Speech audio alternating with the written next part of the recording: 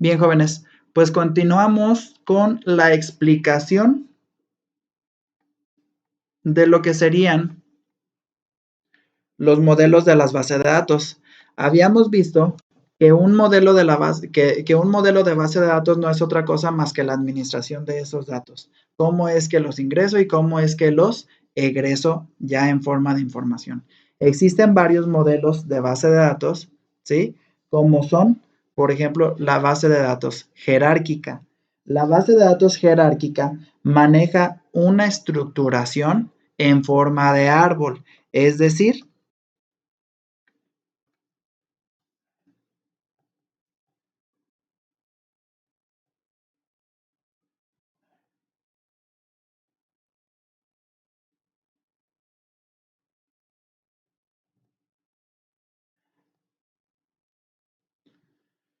lo siguiente. Tengo una base de datos jerárquica. Esto quiere decir, o más bien lo vamos a manejar como lo siguiente. Tengo una hoja o un nodo al cual le voy a conocer como el nodo padre. Esto quiere decir que de esta información, la información pues que yo logre o quiera almacenar en ese nodo o en ese contenedor, de ella se van a desprender hijos, ¿sí? Y esos hijos a su vez pues también contienen información. Ok, si yo de pronto quisiera desprender de esta información, ¿sí? Nueva información, entonces yo aquí estaría obteniendo otro hijo, ¿sí?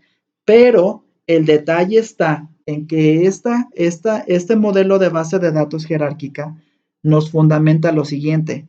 En el momento en que un nodo, aun siendo hijo, desprende nueva información, entonces ese nodo, aparte de ser hijo de su padre, pues ya también es padre, ¿sí?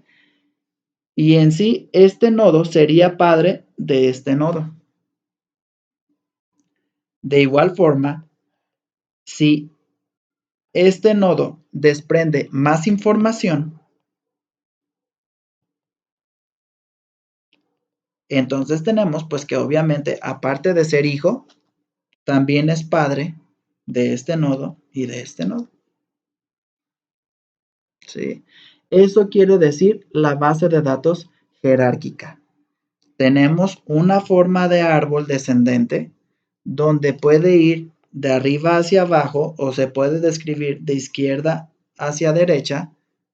Comienza desde un padre y desde el padre vamos obteniendo ramas, ¿sí? Y las hojas pues son la referencia de los hijos que contienen información de su padre. Muy bien. ¿Qué es lo que quiere decir la base de datos de red? De acuerdo a la definición dice, este modelo es un modelo ligeramente distinto al jerárquico. Su diferencia fundamental es la modificación del concepto de nodo. Se permite que un mismo nodo tenga varios padres. Entonces, bajo el mismo fundamento de la base de datos jerárquica, la base de datos de red tiene exactamente la misma estructura que la jerárquica. Aquí el detalle es que partimos de un padre,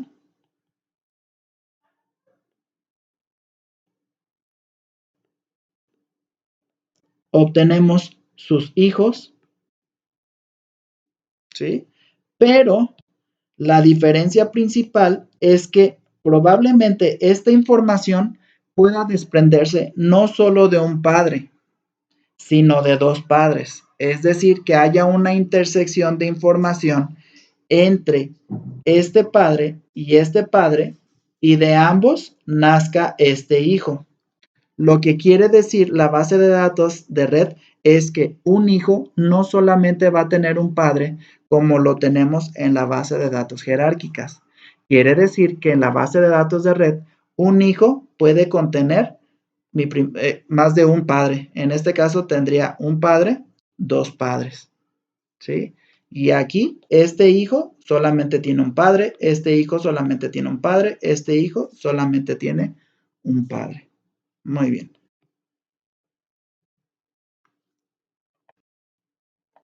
Después tenemos la base de datos relacional. La base de datos relacional no es otra cosa más que la base de datos que hemos estado generalizando en las clases anteriores. Esta base de datos precisamente se basa en la estructura de tablas, ¿sí? Y el uso de llaves principales y llaves secundarias. ¿Para qué? Para poder relacionar la información desde una tabla hasta otra tabla y de alguna manera o de esta manera poder yo desde esta tabla acceder a información de esta tabla y desde esta tabla poder acceder a información a esta otra tabla. Por eso se llama modelo de base de datos relacional, porque a través del uso de puertas o accesos llamadas IDs o llaves principales y llaves secundarias, nosotros podemos tener relación desde una tabla hasta otra tabla, ¿sí? Bien, lo que continúa es, o más bien el modelo que continúa es precisamente base de datos orientadas a objetos. Estas bases de datos orientadas a objetos se entiende un poquito más cuando una persona en informática tiene conocimientos avanzados en cuanto a programación. Se fundamenta en dos tipos de conceptos muy importantes que nos hacen entender. Muy bien, la encapsulación y la herencia. La encapsulación, ¿qué quiere decir? La encapsulación es precisamente la propiedad de encerrar y ocultar cierta información que no queramos que el resto de información comparta. Y la herencia es la propiedad a través de la cual los objetos heredan comportamiento dentro de una jerarquía de clases. ¿Esto qué quiere decir? Que una base de datos orientada a objetos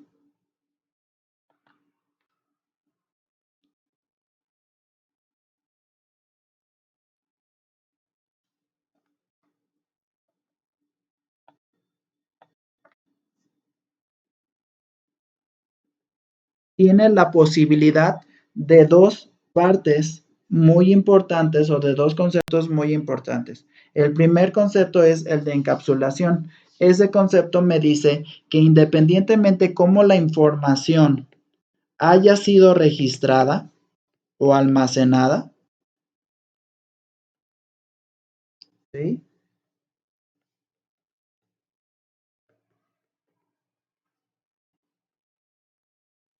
La encapsulación lo que me va a permitir es que información 2 ni siquiera tenga en cuenta de la existencia de información 1, ¿sí? En todo caso, siendo que la información 1 es la que está encapsulada. Entonces, de esta manera, la propiedad de encapsulación precisamente me dice que información 2 no tenga conocimiento de la información 1 y a su vez información 3 no tenga conocimiento de la información 1 y aquí tendría que ser 4, ¿sí? Y que además la información 4 no tenga conocimiento de la información 1, pero sí que información 4 tenga conocimiento de información 2 e información 3 y a su vez información 3 de información 4 e información 2 y a su vez, obviamente, información 2 de información 3 e información 4. La encapsulación lo único que hace es precisamente encapsular información para que no se tenga conocimiento de su existencia y absolutamente nadie pueda acceder a ella. Y lo que dice la herencia es una propiedad que nos va a permitir que información 1 pueda heredar, ¿sí? Información o parte de la información que está almacenada en el contenedor de información número 2. Entonces, información 1 va a contener de manera parcial algo de la información 2. Y entonces podemos también dar a entender que información 1 puede heredar ciertos datos de la información 3. Por lo tanto, información 1 sería una combinación, pues, precisamente de su información como tal, pero también de la información que tenemos en el paquete de información 2 y en el paquete de información 3. ¿Sí? Seguido de ello, pues tenemos el sistema de gestor de base de datos distribuidas, es decir, lo que habíamos mencionado anteriormente es una base de datos a nivel local, es decir, lo que yo manejo en una sola computadora. Cuando una base de datos se convierte en algo distribuido, entonces damos a entender que esa base de datos está distribuida a nivel país, a nivel estado, a nivel ciudad o inclusive ya a nivel mundial. Entonces, cuando una base de datos es distribuida, damos por entendido que esa base de datos está en muchísimos lugares. Existen dos tipos, las distribuidas homogéneas y las distribuidas heterogéneas. ¿Qué quiere decir esto? Que las distribuidas homogéneas, a pesar de que están en múltiples sitios, la base de datos es la misma, ¿sí? La base de datos es la misma, es decir, Coppel mantiene una base de datos distribuida homogénea, porque Coppel como tal tiene su propia base de datos y esta base de datos, que es la misma para todas las sedes, ¿sí?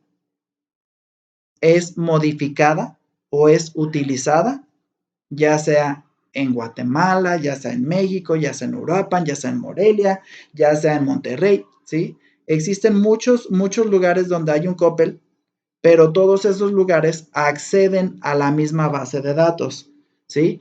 Y el distribuido heterogéneo, ese da lugar a sistemas gestores de base de datos federados o sistemas multibase de datos en los que los sistemas gestores de base de datos participantes tienen cierto grado de autonomía local y tienen acceso a varias bases de datos autónomas preexistentes, ¿sí? ¿Qué quiere decir esto? Me hice como que bolas en el último concepto.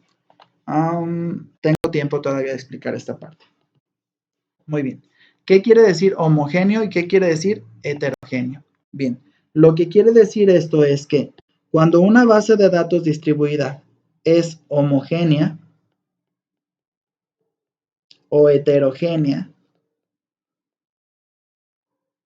¿sí se escribe así, homogéneo y heterogéneo? Sí, muy bien. Lo que quiere decir es lo siguiente.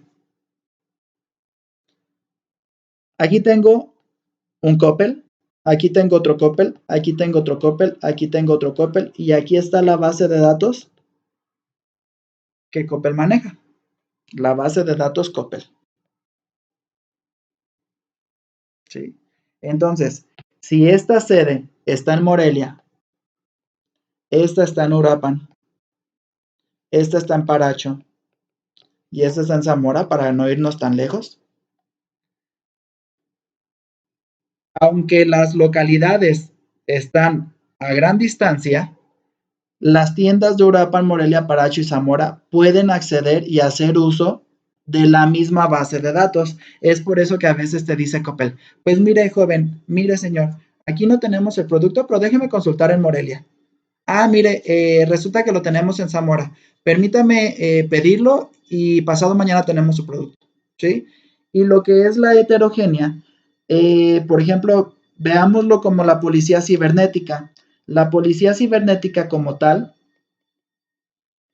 tiene su sede en Morelia, por ejemplo, ¿sí? Pero para hacer sus investigaciones o todos los procesos que ellos necesitan hacer, probablemente dice, ok, yo no tengo registro en mi base de datos acerca de la persona a investigar, pero yo me voy a meter a la base de datos de quién, de Telcel, y a partir de ahí ir investigando. O me voy a meter a la base de datos a partir de quién, de la agencia de su auto, ¿sí? Entonces, una base de datos heterogénea quiere decir que más allá de yo manejar mi base de datos local, tengo acceso y tengo privilegios sobre bases de datos que corresponden a otra entidad. Y no entidad como ciudad, sino a otra entidad como otro organismo. En este caso, Policía Cibernética tiene el acceso a la empresa de Telcel y a la empresa, no sé, por ejemplo, de Volkswagen, ¿sí?